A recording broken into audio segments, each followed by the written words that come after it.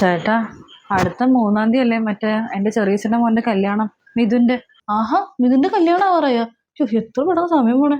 കല്യാണത്തിന് പോകുമ്പോ ഫുള്ള് ചോദ്യങ്ങളായിരിക്കും. ഞാൻ അവരോടൊക്കെ എന്താ പറയാ?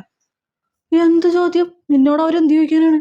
ചേട്ടാ, കല്യാണത്തിന് പോകുമ്പോ ഞാനൊരു സ്വർണം പോലും ഇട്ടിട്ട് പോകാണ്ട് ഈ മാല മാത്രം ഇട്ടിട്ട് പോയാൽ അവരെന്തായാലും ചോദിക്കത്തില്ലേ? എന്റെ സ്വർണ്ണം അവിടെ എന്ത് ചോദിക്കും?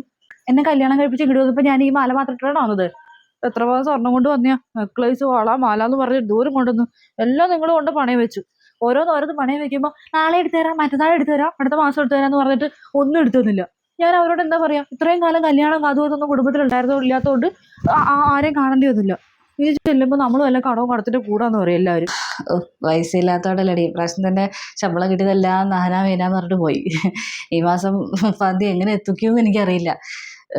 ടൈറ്റ് ആയതുകൊണ്ടാടി. ചേട്ടാ, ഒരു ഗതിയും പരഗതിയും ഇല്ലാത്തൊരു ഭർത്താവായിരുന്നെങ്കിൽ ഞാൻ ഇങ്ങനെ വന്ന് പരാതി പോലും പറയില്ലായിരുന്നു. അല്ലെങ്കിൽ ഞാൻ സ്വർണ്ണം എടുത്തു തരാൻ ഒരു വകയില്ലാത്ത ആളാണെങ്കിൽ എൻ്റെ ഭർത്താവിൻ്റെ ബുദ്ധിമുട്ട് മനസ്സിലാക്കി ഞാൻ മിണ്ടാതിരുന്നേനെ. നിങ്ങൾക്കേ അതല്ല, നിങ്ങളുടെ കയ്യിൽ പല പ്രാവശ്യം കാശ് വന്നല്ലോ, പക്ഷേ ആ സ്വർണം മാത്രം എടുത്തു തരാൻ മാത്രം നിങ്ങൾക്ക് മനസ്സില്ല. അതാണ് ഇവിടെ നടന്നുകൊണ്ടിരിക്കുന്നത്. ഏതൊക്കെ രീതിയിൽ കാശ് വന്നു? നിങ്ങൾക്ക് ടൂറ് പോവാം, നിങ്ങൾക്ക് നിങ്ങളുടെ ഫ്രണ്ട്സിൻ്റെ കൂടെ ടൂറ് പോവാം. ഇന്തോനേഷ്യ, ബാലിയൊക്കെ നിങ്ങൾ ഈയിടെ ഫ്രണ്ട്സിൻ്റെ കൂടെ മറ്റേ പാക്കേജ് എടുത്ത് പോയല്ലോ, അതിനൊക്കെ പൈസ ഉണ്ടായിരുന്നല്ലോ.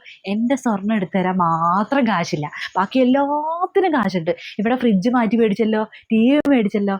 എൻ്റെ സ്വർണം പിന്നെ ഞാൻ എന്തൊക്കെ പറഞ്ഞാലും, ഞാനിവിടെ എന്ത് പരാതി പറഞ്ഞാലും എന്ത് കരഞ്ഞാലും ഇവിടെ തന്നെ ഉണ്ടാവുമല്ലോ. എന്നോട് എന്ത് പറഞ്ഞാലും പറ്റില്ല, പക്ഷെ എൻ്റെ വീട്ടുകാരോട് എനിക്ക് പറയാൻ പറ്റുമോ? നിങ്ങൾക്ക് എൻ്റെ വീട്ടുകാരുടെ മുന്നിൽ ചോദ്യത്തിന് മുന്നൊന്നും നിൽക്കേണ്ട ആവശ്യമില്ല. ഞാനാണത് മൊത്തം കേൾക്കേണ്ടി വരുന്നത്. നിനക്കല്ലാണ്ട് എൻ്റെ അവസ്ഥ ആർക്കാ മനസ്സിലാവുന്നേ? നീ ഒന്ന് അഡ്ജസ്റ്റ് ചെയ്യേ. അടുത്ത മാസം നമുക്ക് സ്വർണ്ണം എടുക്കാം. അഡ്ജസ്റ്റ് ചെയ്യ് പ്ലീസ്.